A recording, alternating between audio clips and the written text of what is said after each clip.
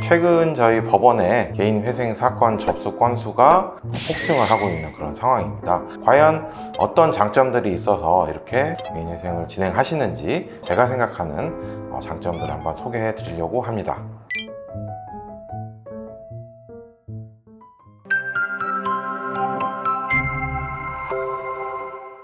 오늘은 개인회생의 장점에 대해서 한번 말씀을 드리려고 하는데요. 제가 생각하는 5가지 장점을 소개해 드리도록 하겠습니다. 첫 번째, 채권 추심과 독촉을 막을 수 있다. 채무가 이제 점점 늘어나고 연체가 시작되면 채권사에서 직장이나 집이나 찾아오지 않을까, 다른 사람들에게 알려질까, 그것도 걱정이 되고 이런 일들이 많이 있는데, 거기에 대해서 해결책이 있습니다.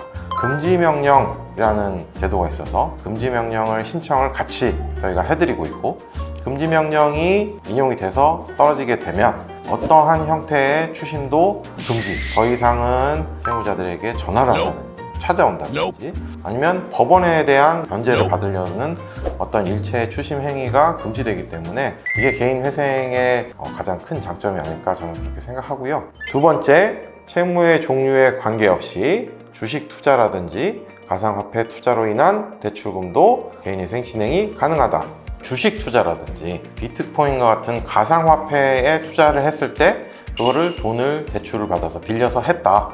그 돈도 개인회생으로 처리가 가능한지 궁금증이 있으신데, 모든 법원은 아닙니다만 주식 그리고 비트코인 투자금에 대한 대출에 대해서 개인회생을 해주고 있습니다. 그리고 거기에 대해서 특별히 불이익을 주지 않고 다른 일반적인 채권과 마찬가지로 동일한 조건으로 면책과 탕감을 받을 수 있기 때문에 전문가의 상담을 받아보자, 이렇게 생각을 해주시는 게 좋겠습니다. 세 번째, 본인의 재산을 유지하면서 개인회생을 진행할 수 있다. 이 점은 파산하고 큰 차이점을 보이는 부분인데, 파산의 경우에는 채무자가 갖고 있는 재산을 전부 법원에서 일괄로 청산을 하는 절차가 있습니다. 그래서 재산을 경매를 하거나 가액을 계산해서 채권자들에게 나눠주고 끝나는 절차인데, 반해 회생은 본인이 갖고 있는 재산에 대해서 기본적으로는 전혀 터치를 하지 않습니다. 다만 본인이 벌 수 있는 소득을 기준으로 해서 월 변제금을 산정하고 최소한의 생계비 정도를 제외하고는 나머지는 36개월간 성실하게 갚겠다 라는 조건만 성취가 되면 나머지 부분을 면책해주는 부분이기 때문에, 다만 재산이 빚보다 많다, 그러면 상식적으로 생각해도 회생이 잘 진행되지 않습니다.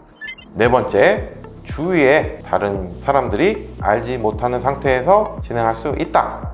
이 회생이 진행되고 있다는 사실을 행정기관이라든지 직장이라든지 통지해야 할 의무나 조항이 없어요. 개인회생을 한다는 사실을 통지하지 않습니다. 아무에게도 알리지 않고, 다만 채권자, 즉 내가 빚을 진 사람 또는 기관에는 이게 통지가 된다 라고 생각해 주시면 되고, 오히려 회생을 하지 않고 계시면 추심을 할 때 직장으로 찾아갈 수 있고 전화를 할 수가 있습니다. 그러면 오히려 소문이 더 나기가 쉽고요. 공무원이라든지 군인이라든지 이런 분들은 채권 추심이 오게 됐을 경우에 주위 사람들이 굉장히 쉽게 알아차릴 수가 있습니다. 그래서 회생 제도를 적극적으로 한번 활용해 보시는 것을 제가 추천드리는 생각이 듭니다.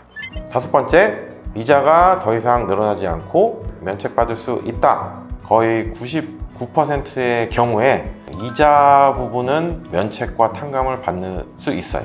이게 얼마나 중요한 거냐면은, 연체 이율은 처음에 대출 계약하셨던 이자율보다는 훨씬 높은 게 일반적이고 도저히 감당하기가 어려운 그런 상황이 될 수밖에 없어요. 그런데 개인회생 절차를 이용하시면 기본적으로는 36개월 동안 원금에 대한 변제율을 계산해서 나머지 원금 그리고 이자 전체를 다 면책을 하는 것으로 개인회생이 진행이 되기 때문에 주저하지 마시고 개인회생을 선택하시는 게 좋습니다. 오늘은 개인회생에 대해 제가 생각하는 5가지 장점에 대해 소개를 드렸습니다. 지금이라도 채무 때문에 고민이 있으시다면 주저하지 마시고 전문가의 상담을 받아보실 것을 권해드립니다. 감사합니다.